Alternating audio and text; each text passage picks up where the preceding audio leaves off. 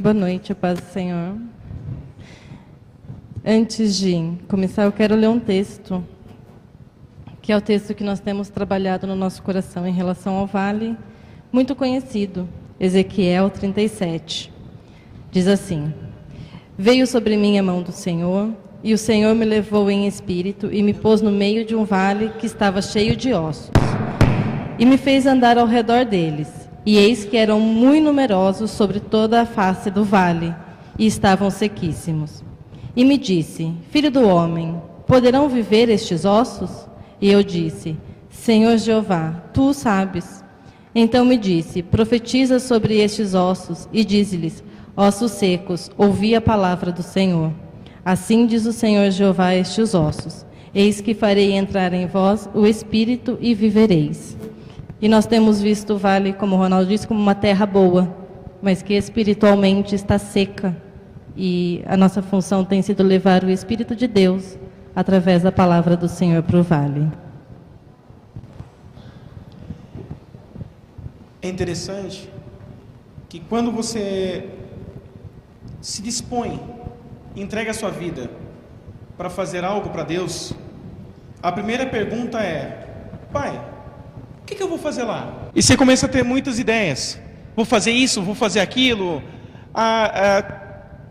Planeja um monte de coisa. Mas conforme você chega lá, Deus fala: agora, filho, descansa que eu vou te mostrar o que eu quero. E não tem nada a ver com o que nós programamos.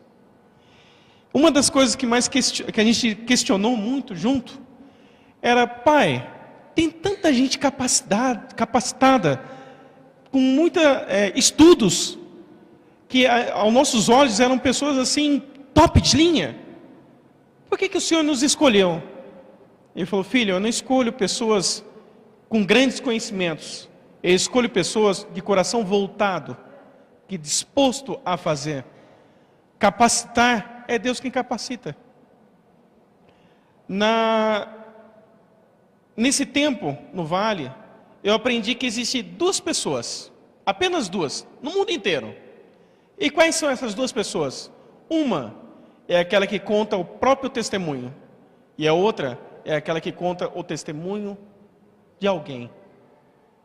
Quem sabe a gente possa encher essa igreja de pessoas que contam o próprio testemunho que foram usadas por Deus. É só dar o primeiro passo. Nós vamos estar repartindo algumas mudanças que é grandiosa que Deus fez no vale. Nós começamos as aulas lá no dia 31 de julho. E a primeira aula que nós tivemos foi o estudo bíblico e o reforço escolar. Então nós dividimos o nosso tempo entre estudo e reforço. E nós tivemos, então, uma grande surpresa. Vimos muita dificuldade nas crianças na área didática mesmo. E aí a gente começou a conversar com as pessoas, com os locais, e percebemos que lá uma escola, ela tem 4 salas em uma. É uma professora em uma sala para dar aula para a primeira, segunda, terceira e quarta série. Tudo dentro de uma mesma sala. Então não tem como uma criança aprender muito. E o que os pais também não fazem muita questão de que a criança aprenda. A criança precisa ir à escola para que ele não perca o Bolsa Família. Mas o pai não se preocupa em se aprendeu hoje. Vamos fazer junto a lição. As crianças fazem a lição de casa com a gente. É lá no projeto que eles fazem a lição de casa. E a dificuldade é muito grande. Crianças de 9 anos que não sabem escrever nada, nem o próprio nome. Crianças na 5ª série, com 11 anos, que não sabem multiplicar 2 vezes 3. Então, aí a gente vê a necessidade do estudo mesmo. Então, a gente está lá para implantar Cristo, sim. É a primeira coisa que a gente faz. A primeira aula é o estudo bíblico. Que também lá nós temos 3 igrejas. Uma assembleia, a Deus é Amor e a congregação cristã. Nenhuma tem estudo bíblico, nenhuma tem escola bíblica dominical. Não tem. Lá ele só tem o culto. Então, Os irmãos vão, congregam, o pastor prega e elas vão embora. Não tem estudo. Então, quando a gente começou com o estudo bíblico, foi uma novidade lá. Mas também foi proibido pelo pastor de algumas pessoas irem, porque elas iam aprender algo de Deus, que ia mudar a vida delas. Quer acrescentar? Quer acrescentar alguma coisa? Não, pode Também eu comecei a perceber a dificuldade das crianças com higiene e educação ambiental. É muito comum, inclusive nos adultos, você ver eles pegando uma bala e jogando papel. Eles estão na rua e tudo vai para o chão. A latinha, o copo. E a gente começou com um copo descartável lá e eles tomavam a água e jogavam o copo no chão. E o lixo estava do lado. Então, a gente também viu a necessidade e eu fiz uma aula sobre ambientalismo. Eles colocam fogo em tudo. Então, juntou um pouco de lixo, eles juntam e colocam fogo. Eles não têm uma noção nenhuma de meio ambiente e de higiene. As crianças, de início, elas não sabiam utilizar o papel higiênico. Não sabiam para que servia o papel higiênico. Hoje elas vão no banheiro e sempre tem alguém na sala e alguém que fica fora da sala supervisionando quem vai ao banheiro, porque é um banheiro só, então não pode ir duas pessoas ao mesmo tempo. E aí eles vão para o banheiro, aí eles saem, aí ele vê que tem alguém, eles voltam, lavam as mãos e saem assim, para mostrar que está molhada. Lavei a mão, tia. Porque eles não tinham essa consciência de higiene. A escovação, hoje a gente tem um apoio de dentista, né, que vai fazer palestra, a gente tem... Eles tomam café e escovam os dentes, almoçam e escovam os dentes. A gente não sabe como é em casa, mas ali a gente já sabe... É automático, termina de comer e vai para a fila da escovação. Não precisa mais mandar, como no início. Vai escovar o dente. Já escovou o dente? Já. Aí vai ver, a escova não está... Não é assim. Já escovou os dentes? É que tem história de um menino que... Eu falei, já escovou o dente, Cassiano? Escovi, tia. Eu falei, escovei, Cassiano. A senhora também, tia? Aí ficou, vai brincar, Cassiano, vai brincar. E a gente está aqui, mas a gente sente muita falta de lá. A gente já se sente deslocado aqui. A gente fala com o pessoal de lá a cada 2 dias, pela dificuldade mesmo. Lá, a maioria das pessoas não tem celular, os adultos não têm celular. As crianças, graças a Deus, elas fazem campeonato de peteca, de bolinha de gude, de bolinha de sabão, brincam de aviãozinho. Então, a infância que nós tivemos há 30 anos atrás, elas têm hoje. Não chegou lá a tecnologia para tirar essa inocência deles. Mas, ao mesmo tempo, também não chegou a tecnologia para que eles pudessem aprender mais. Então, para mim é chocante ter 4 salas em uma. Como que uma professora vai ensinar a criança a ler, escrever, a multiplicar, a somar, tudo na mesma... Ela tem que preparar a aula para 4. Então, é impossível ter uma aula de qualidade. Quem está dentro de uma sala, a gente está lá. Nossa sala tem 23 crianças de manhã, 27 crianças à tarde. É impossível a gente conseguir conciliar 4 atividades diferentes e dar atenção para todas essas. Lá a gente está em 3, é eu, o Magno e a Valéria. E a gente tem dificuldade. Imagina uma professora. Nós fomos visitar uma comunidade para visitar os pais, porque o nosso trabalho lá ele não se limita ao projeto, né? A gente quer alcançar as famílias e trabalhar com elas. E vimos muitas casas sem banheiro. Casas que só têm a fossa, o buraco, a tábua, e é ali que eles utilizam. E algumas casas nem isso têm. Algumas casas o banheiro é o mato.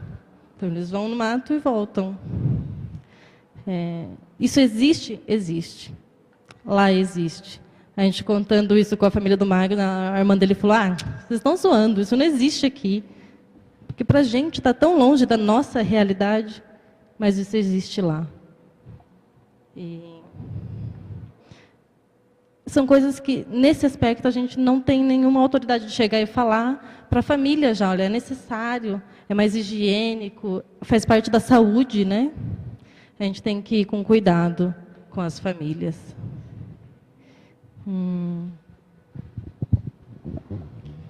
Tem um detalhe que é interessante. Conforme nós fomos conversar com os pais, e pouco tempo, entenda isso, pouco tempo que nós estamos lá, já houve diferença, porque aonde Deus vai e faz a transformação, não precisa de anos para haver a diferença. É imediato. Eu não achava isso, eu achava, poxa, até eles entenderem, sei lá, daqui uns 15 anos, quando eles estiverem maduros, eles vão se lembrar do que o tio ou a tia falou e vai haver mudança. Não. Os pais já falam, meus filhos já cobram da oração antes do almoço. Meus filhos já, antes de chegar o horário, não, eu preciso estar lá, não, eu já vou tomar banho, eu preciso já se preocupar para pegar o ônibus. Isso é gratificante, isso é gostoso. Teve um relato de uma professora, tá? Ela saiu da escola, foi até nós, perguntar se teria problema, 2 alunos que nós temos lá, que eles iam ter que faltar por 2 semanas para eles terem um outro reforço que eles iam fazer na própria escola. Aí eu falei assim, mas por que você está perguntando? Ela falou assim, não, porque eu fui conversar com as mães deles, para que eles fossem fazer esse horário, porque eles estudam de manhã e à tarde, exatamente esses dois. Eles estudam de manhã e à tarde eles tinham que fazer esse reforço. E a mãe falou assim, não, eu prefiro eles lá no ACAD do que na escola, porque eu não quero que eles percam a vaga deles. Então isso é gratificante, a gente vê a mão de Deus trabalhando, em pouco tempo, gente. Então não somos nós que, é um casal privilegiado, não. É a mão de Deus transformando, é a mão de Deus movendo, aonde que uma mãe consegue enxergar a transformação do filho em pouco tempo. Isso é gostoso. Isso não tem nada no mundo que possa falar vale mais. Não. Trabalhar para Deus, estar na obra dele, isso é um ouro. E isso foi uma das provas que Deus colocou para nós, mostrando, olha filho, está tendo mudança.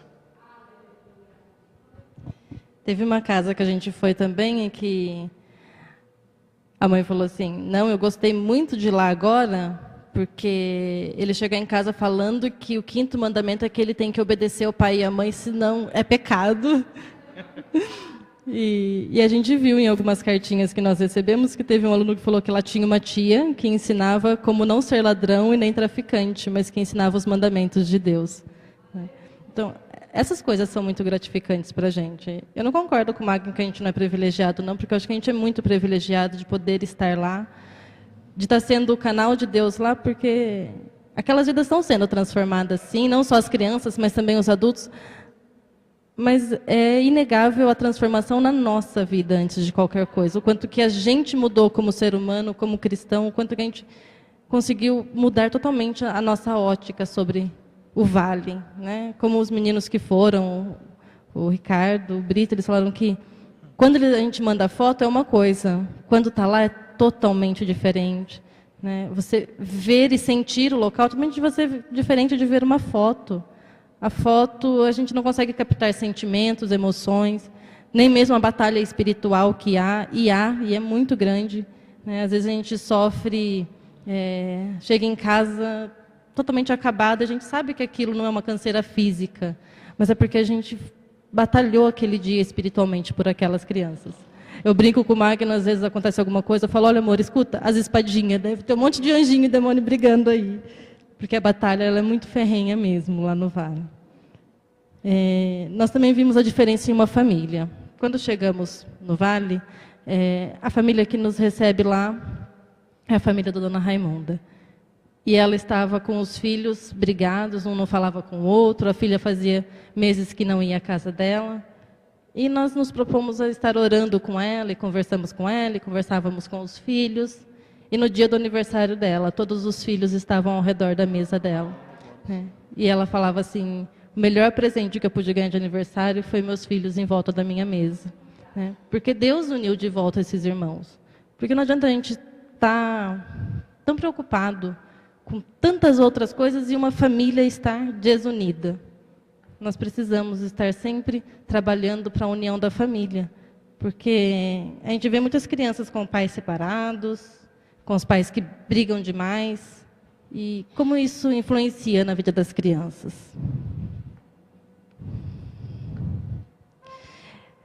Estar aqui nesses dias, estar aqui no culto das mulheres, estar trabalhando um pouco para o chá das mulheres, eu tinha já esse desejo, mas eu não sabia como começar. Mas eu vou começar lá a partir de que a gente voltar, aos sábados, um trabalho com as mulheres locais, né? Porque a maioria das mulheres, elas são muito feridas no seu emocional, na sua estima. As mulheres não têm autoestima naquele lugar. Por isso que elas andam com... Você olha e fala, isso não pode ser uma roupa de uma menina de 12 anos usar, né? Ela está praticamente nua pela rua. E a gente quer introduzir a autoestima, que ela possa saber o valor que ela tem em Deus, o quanto que ela é amada por Deus. Que ela não precisa agradar a ninguém além de Deus. E também estamos num projeto imediato, a hora que a gente chegar, né? Graças a Deus, é a horta e o campinho de areia, porque ela tem um campo lindo. Lindo, o campo que tem bem em frente ao projeto é muito lindo, muito bem cuidado, é um campo profissional. Mas as crianças não podem usar. Então elas olham para aquele campo assim, o olho brilha, né? E nós temos espaço para fazer um campinho para elas. Então nós vamos fazer esse campinho em nome de Jesus. Outra coisa que eu queria frisar é assim, quando nós estávamos para ir para lá, eu ouvi de pessoas muito próximas, principalmente minhas famílias: Magno, você é tão acostumado a sempre festa aqui, festa ali, sempre passeia aqui, passeia lá. Onde você vai num lugar onde não tem nada? Você não vai durar nada, você não vai aguentar nem um mês lá. E querendo ou não, isso entra no nosso coração. Mas quando a gente vai para lá, com direção de Deus, isso muda. A partir do momento que você está lá, você não enxerga a questão da dificuldade de se viver num lugar onde não tem tantas coisas como nós temos aqui em Itatiba. Mas e sim, você vê o amor das pessoas, conforme você dá o amor. Uma das perguntas que nós fizemos para Deus foi: Pai, o que nós vamos fazer? Ele falou: apenas ame. A gente fica preocupado: Pai, que dom que eu devo pedir? Que dom que é isso? Dom de sabedoria, dom de isso, dom da palavra, dom de... Não. Dom do amor. Ame. Ame como se você tivesse a única opção de fazer na tua vida é amar. Isso é tão bom. É tão gostoso. Você olhar no coração, olhar nos olhos das crianças e eles falarem: tio, o que você vai fazer lá quando a gente veio para cá? A gente vai retornar só para a gente matar a saudade das pessoas que a gente ama. Eles falaram: mas tio, não precisa ir, vocês já moram aqui. Então, gente, isso é lindo, é gostoso. Você ouvir de famílias falar: olha, vocês são os anjos que Deus mandou para cá, para restaurar minha família. Poxa, sabe como a gente se sente? Olhando para algumas histórias da Bíblia, de Simão Sirineu, um homem que carregou a cruz.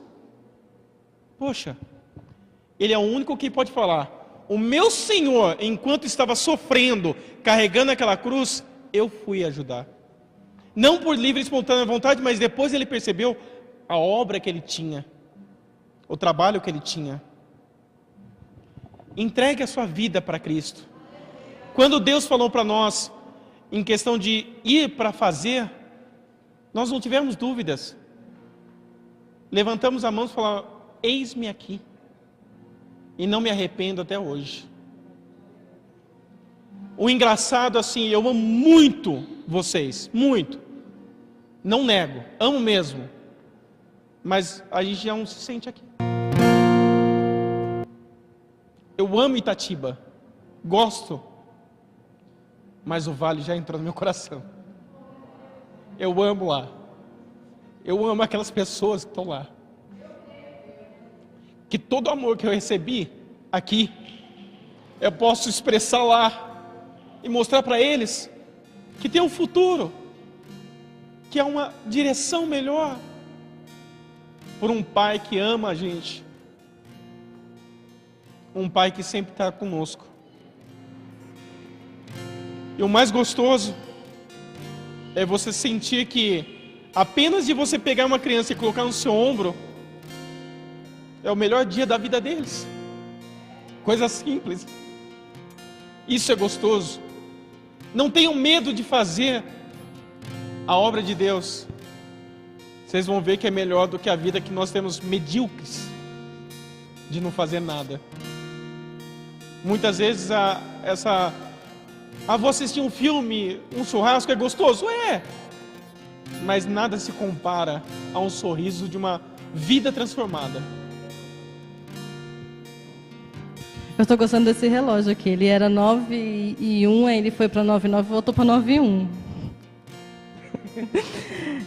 Uma novidade que a gente vai pôr lá, com a ajuda da Ju e do Gabriel, é o inglês. Mesmo o básico, e depois a gente vai orando a Deus, ele vai enviando professores. Porque eu imagino essas crianças daqui a 5, 10 anos com inglês fluente saindo do vale, né? E podendo ter uma continuidade naquilo que a gente vai ensinando a eles. E nós também temos agora, querendo ou não, dia 12, o Dia das Crianças. E nós temos orado a Deus desde já. O que nós vamos fazer? Senhor, onde está o recurso que o Senhor já tem em algum lugar para que a gente possa fazer algo diferente por essas crianças? Né? Não algo para as crianças de toda a comunidade, mas para as crianças que estão conosco no projeto. Então, nos ajudem a orar e a ter ideias do que fazer também. E visite-nos no Vale. Lá, nós somos daqui, lá é a nossa casa.